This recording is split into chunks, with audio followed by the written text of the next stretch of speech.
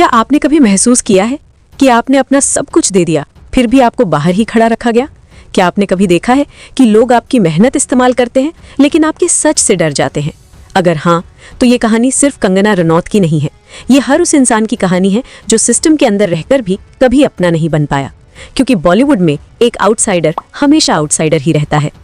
आप कितने भी बड़े बन जाएं, आपके पास कितने भी अवार्ड क्यों ना हो, जब तक आप सवाल नहीं पूछते तब तक आप ठीक हैं, लेकिन जिस दिन आपने बोला उसी दिन आप प्रॉब्लम बन जाते हैं। और कंगना रनौत ने सिर्फ बोला नहीं, उन्होंने सीधे सिस्टम की आंखों में आंख डालकर सवाल किया। 4 national award, highest paid actress, बिना किसी फिल्मी खानदान के अपने दम पर बनाई हुई पहचान। लेकिन फिर भी जैसे ही कंगना ने नेपोटिज्म, पावर लॉबी और इंडस्ट्री की गंदी प्रैक्टिसेस पर बात की, दरवाजे बंद होने लगे, पार्टियों से नाम कटने लगा, फिल्में हाथ से निकलने लगी, ब्रांड डील्स कैंसिल हो गई। ये कोइंसिडेंस नहीं था, ये पैटर्न था। और अब जो खुलासा सामने आया है वो इस पैटर्न को और ज्यादा डरावना बनाता है, क्योंकि अब बात सिर्फ एक्ट्रेस और डायरेक्टर्स की नहीं है। अब सवाल उठता है, क्या म्यूजिक इंडस्ट्री भी आइडियोलॉजी के हिसाब से काम करती है? क्या डिजाइनर्स भी गैंग बनाते हैं? और यहीं से कहानी लेती है एक खतरनाक मोड़। कुछ समय पहले AR रहमान ने कहा था कि इंडस्ट्री में पावर अब क्रिएटिव लोगों के हाथ में नहीं है। उन्होंने कहा, पिछले 6-7 सालों से उन्हें ढंग का काम नहीं मिल रहा और इंडस्ट्री में कम्युनल चीजें बहुत ज्यादा हो रही हैं। इस बयान के बाद AR रहमान को बैकलैश झेलना पड़ा, उन्हें सफाई देनी पड़ी, माफी तक मांगनी पड़ी। लेकिन इसी बीच कंगना रनौत ने एक चौंकाने वाला सच सामने रखा। कंगना का कहना है कि उन्होंने अपनी फिल्म इमरजेंसी के दौरान AR रहमान से मिलने की कोशिश की थी। वो चाहती थी कि अपनी कहानी उन्हें नरेट करें, उनके साथ काम करें, लेकिन AR रहमान ने मिलने से ही मना कर दिया। बाद में कंगना को पता चला कि इमरजेंसी उन्हें एक प्रोपेगेंडा फिल्म लग रही थी। अब जरा सोचिए, जिस फिल्म की तारीफ विपक्ष के लोगों ने भी की, जिसे लेकर कांग्रेस समर्थकों तक ने चिट्ठियां लिखी, अगर वो इतनी ही एक तरफा थी तो तारीफ हर तरफ से क्यों? ये कोइंसिडेंस नहीं है, ये पैटर्न है। लेकिन सबसे दर्दनाक हिस्सा अब आता है। कंगना ने बताया कि डिजाइनर मसाबा गुप्ता कभी उनकी बहुत करीबी दोस्त हुआ करती थी। जब मसाबा को अपने ब्रांड के लिए प्रमोशन चाहिए था, कंगना ने बिना पैसे लिए फ्री कैंपेन किए। लेकिन जब बात आई कंगना की फिल्म तेजस की, कंगना को राम जन्मभूमि अयोध्या जाना था। उनकी टीम ने मसाबा से एक साड़ी सोर्स की। कंगना वही साड़ी पहनकर लखनऊ से अयोध्या के लिए निकल चुकी थी और तभी बीच रास्ते में फोन आता है। कहा जाता है, आप ये साड़ी नहीं पहन सकती। सोचिए, आप सफर में हैं, आपके पास दूसरा कपड़ा नहीं और आपको ये बात रास्ते में बताई जा रही है। और फिर एक और शर्त, अगर साड़ी बदल नहीं सकती तो कहीं ये मत कहना कि ये मसाबा गुप्ता की डिजाइन है। लखनऊ से अयोध्या का रास्ता ज्यादा लंबा नहीं होता, लेकिन उस दिन कंगना के लिए वो रास्ता बहुत भारी था। फोन कट चुका था, साड़ी वही थी और कार के बाहर लोग जय श्री राम के नारे लगा रहे थे। कंगना कहती हैं, वो कार में बैठकर रोईं, इसलिए नहीं कि उन्हें साड़ी पहनने से रोका गया, बल्कि इसलिए कि दोस्ती भी आइडियोलॉजी के आगे हार गई। उन्होंने अपने आंसू पोंछे और फिर अपना काम किया। और फिर उन्होंने एक और बात कही जो बहुत कुछ कह जाती है। मसाबा कभी इतनी करीबी थी कि उनकी शादी में कंगना ने स्टेज पर डांस किया। अपनी सगी बहन की शादी में उन्होंने ऐसा नहीं किया। ये कोइंसिडेंस नहीं है, ये पैटर्न है। अब कंगना सवाल पूछती हैं, अगर ये कम्युनल नहीं है तो क्या है? एक तरफ मसाबा की डिजाइन्स में गौ माता होती है, कमल होता है, धार्मिक मोटिव्स होते हैं, इन्हीं वजहों से उनका ब्रांड बिकता है। लेकिन जब बात आती है राम मंदिर की तो असहजता क्यों? तो सवाल सीधा है, क्या धर्म सिर्फ रनवे पर अच्छा लगता है? क्या धर्म प्रिंट में प्रॉफिटेबल है लेकिन बिलीफ में डेंजरस? कंगना का ये खुलासा पूरी इंडस्ट्री को एक बार फिर कटघरे में खड़ा करता है।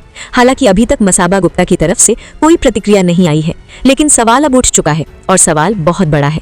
क्या बॉलीवुड इंडस्ट्री में जो लोग सिस्टम पर सवाल उठाते हैं उन्हें जानबूझकर साइडलाइन कर दिया जाता है?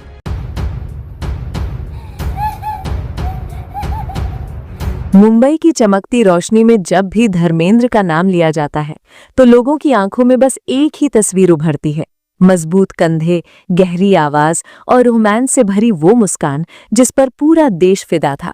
लेकिन इस चमक के पीछे एक और तस्वीर थी, एक ऐसी औरत की तस्वीर जो कभी कैमरे के सामने नहीं आई पर हर फ्रेम को अपने आंसुओं से सींचती रही। उस औरत का नाम था प्रकाश कौर। 1954 का साल, पंजाब के फगवाड़ा की एक सादगी भरी लड़की जिसकी जिंदगी में न फिल्में थी, न रोशनी, न लाल कालीन, न फ्लैशलाइट। उसकी शादी हुई एक 19 साल के नौजवान से जिसका नाम था धर्मेंद्र। तब धर्मेंद्र कोई सुपरस्टार नहीं थे, वो भीड़ में खोए हुए एक साधारण पंजाबी लड़के थे जिसकी जेब में सपने ज्यादा थे और पैसे बहुत कम। 3 साल बाद 1957 में प्रकाश कौर मां बनी, एक बेटे की मां, अजय सिंह देओल, आज जिसे दुनिया सनी देओल के नाम से जानती है। फिर 1960 आया, धर्मेंद्र को मिली पहली फिल्म दिल भी तेरा हम भी तेरे और यहीं से उस साधारण लड़के की जिंदगी ने रफ्तार पकड़ ली। लेकिन उस रफ्तार में जो पीछे छूटती चली गई वो थी प्रकाश कौर की दुनिया। 4 बच्चे, घर और एक पति जो अब मुंबई की चकाचौंध में धीरे धीरे खोता जा रहा था। 1970 में फिल्म के सेट पर धर्मेंद्र की मुलाकात हुई हेमा मालिनी से और वहीं से इस कहानी में तीसरा अध्याय जुड़ गया। जब ये खबर प्रकाश कौर तक पहुंची तो उनके पैरों तले जमीन खिसक गई। लोगों को लगा होगा वो रोई होंगी, चिल्लाई होंगी, तलाक की मांग की होगी, लेकिन नहीं, उस औरत ने अपने दिल को इतना मजबूत बना लिया कि आंसू भी उसकी इजाजत के बिना बह नहीं पाए। उन्होंने साफ कह दिया, मैं तलाक नहीं दूंगी। क्यों? क्योंकि उस औरत को अपने बच्चों का भविष्य अपने टूटे हुए दिल से कहीं ज्यादा प्यारा था। 1980 में धर्मेंद्र और हेमा मालिनी ने इस्लाम अपनाकर शादी कर ली। देश में हंगामा मच गया।